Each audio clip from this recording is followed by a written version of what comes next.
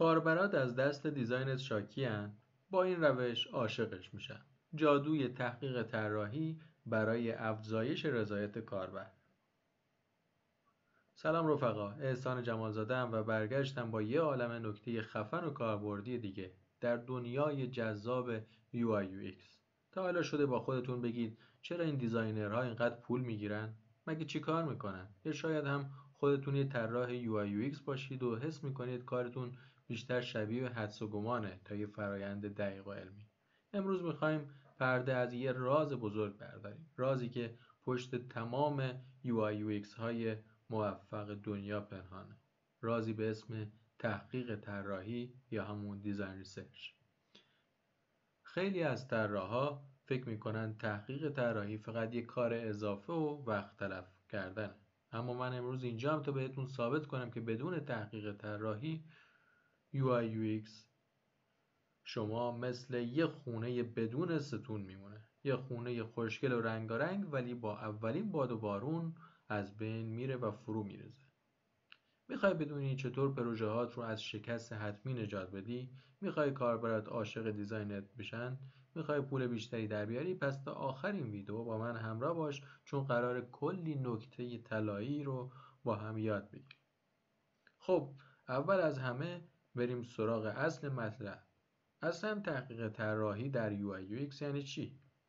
تصور کن میخوای یه اپلیکیشن جدید برای سفارش آنلاین غذا طراحی کنی.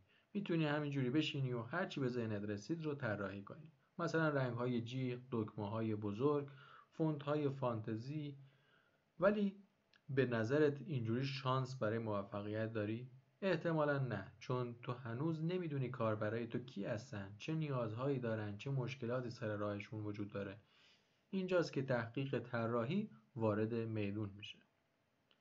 تحقیق طراحی در UI UX یعنی چی؟ خیلی ساده است. یعنی اینکه قبل از اینکه دست به طراحی بزنی، بری سراغ کاربرات و از خودشون بپرسی. تمرکز بر درک کاربران. تحقیق طراحی یعنی اینکه تمام تمرکزت رو بذاری روی درک کاربرات. بفهمی کی هستن، چی میخوان، چطور فکر میکنن، چه رفتارهایی دارن، چه چالشهایی سر راهشون هست. مثل یک کارآگاه حرفه‌ای باید سرنخ‌ها رو پیدا کنی، سوال‌های درست رو بپرسی و داده‌های ارزشمند جمع‌آوری کنی. جمع‌آوری داده‌های کمی و کیفی. برای اینکه بتونی تصمیمات طراحی درستی بگیری به داده نیاز داری. هم داده‌های کیفی یا کوالیتیو دیتا و هم داده‌های کمی. داده‌های کیفی مثل مصاحبه با کاربرا، مشاهده رفتارهاشون، بررسی نظراتشون و بقیه موارد. این داده‌ها بهت کمک میکنن عمق مسئله رو بفهمی، چراها رو پیدا کنی. داده‌های کمی مثل آمار و ارقام، نظرسنجی‌های آنلاین با تعداد زیاد شرکت کننده، آزمون‌های A و B.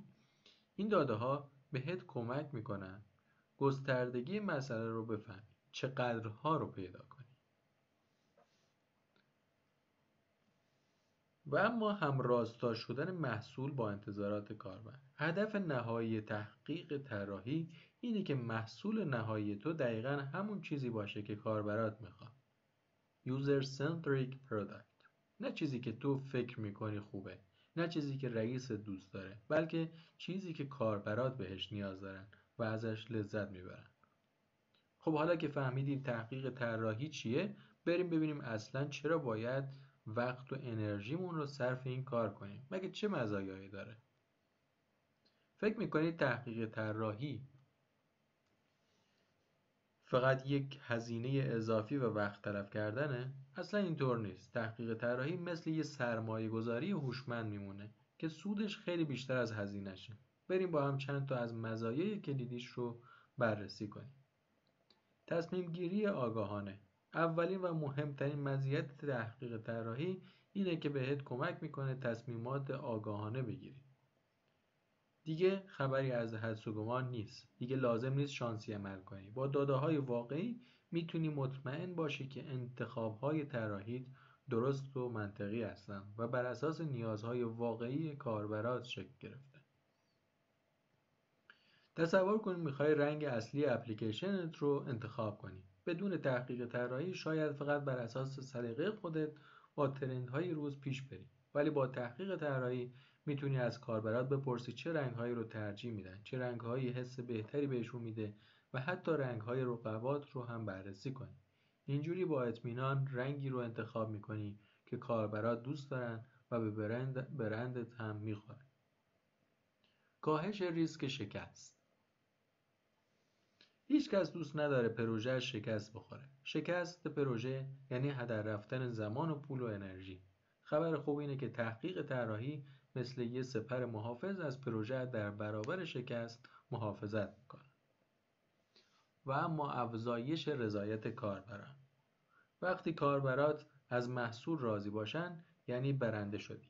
رضایت کاربر یعنی تعامل بیشتر، وفاداری بیشتر و تبلیغات دهان به دهان مثبت. تحقیق طراحی کلید رسیدن به این رضایت. آخرین ولی مهمترین مزیت تحقیق طراحی بازگشت سرمایه بالاتر یا همون ROI هست.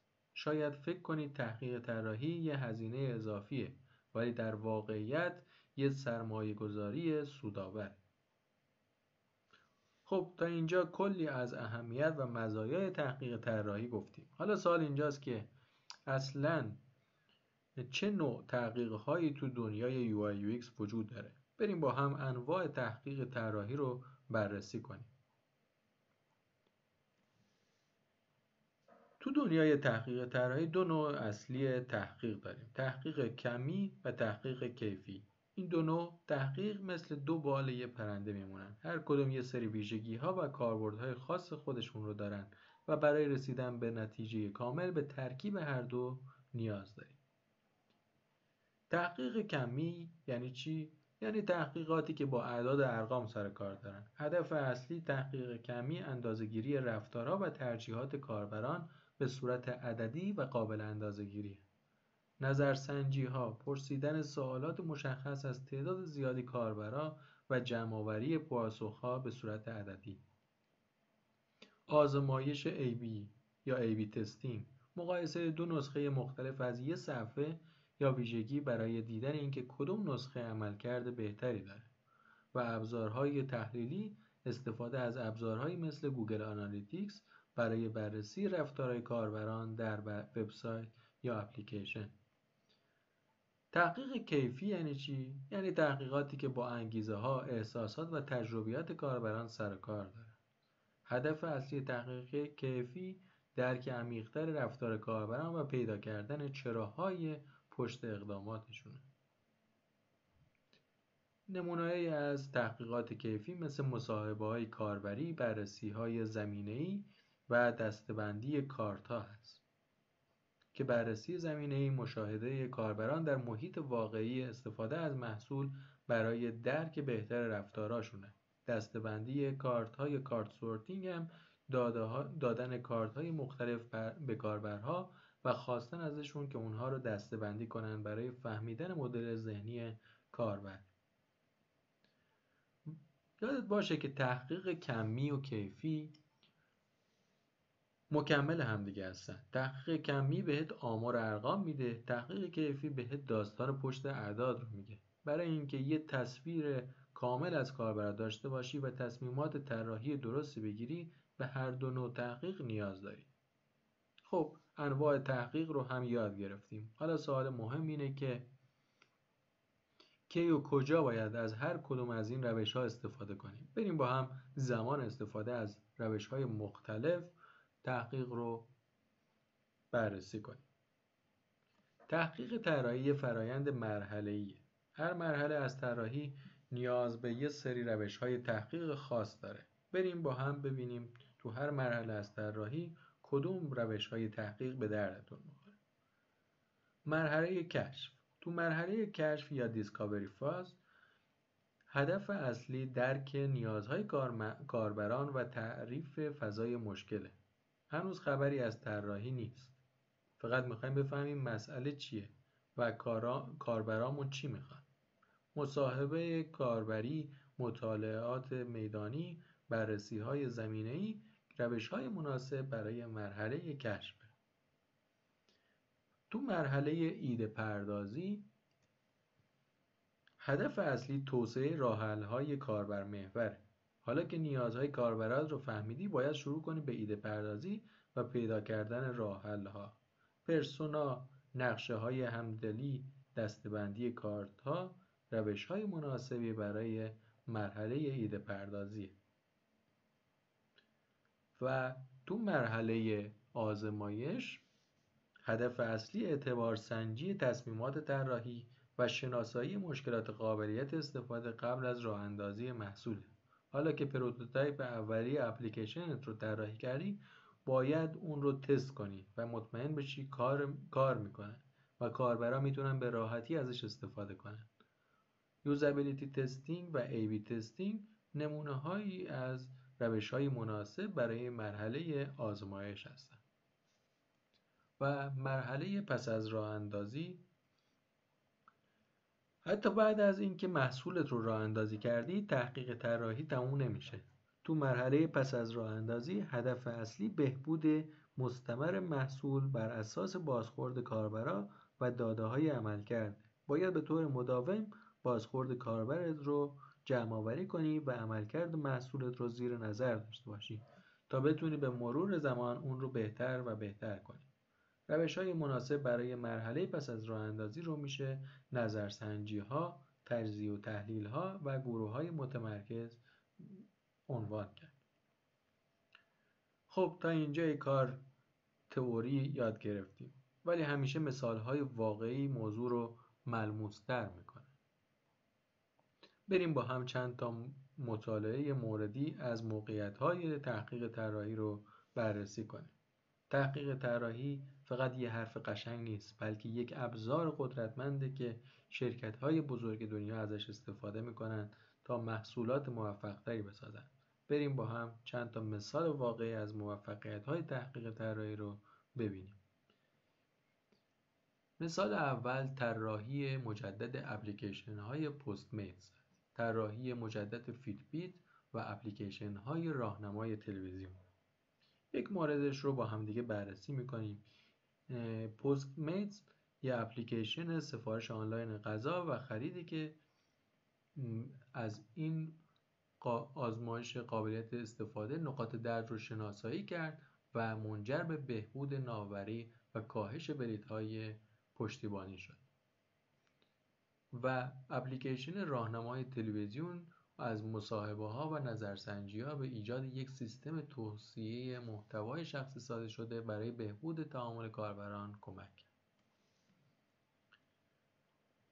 خب رفقا، با آخر این ویدیو رسیدیم. امیدوارم تا اینجا فهمیده باشید که تحقیق طراحی تو UI UX فقط یک گزینه نیست، بلکه یه ضرورته. بدون تحقیق طراحی محصولاتتون مثل یه قایق بدون قطب‌نما تو اقیانوس میمونن. هر چقدر هم خوشگل و رنگارنگ باشن، به احتمال زیاد به مقصد نمیرسن و غرق میشن. حالا نوبت شماست از همین امروز تحقیق طراحی رو وارد فرایند UI UX خودتون کنید و شاهد معجزه اون باشید. اگه این ویدیو براتون مفید بود، لطفاً دکمه لایک رو بزنید، کانال من رو سابسکرایب کنید تا ویدیوهای بعدی رو از دست ندید. تو قسمت کامنت ها هم برام بنویسید که تا حالا از تحقیق طراحی تو پروژه هاتون استفاده کردید یا نه. چه تجربه‌ای داشتید و چه سوالایی در مورد تحقیق طراحی دارید. منتظر کامنت های پر انرژیتون هستم. ممنونم که تا آخر این ویدیو همراه من بودید. تا ویدیو بعدی، خدا نگهدار.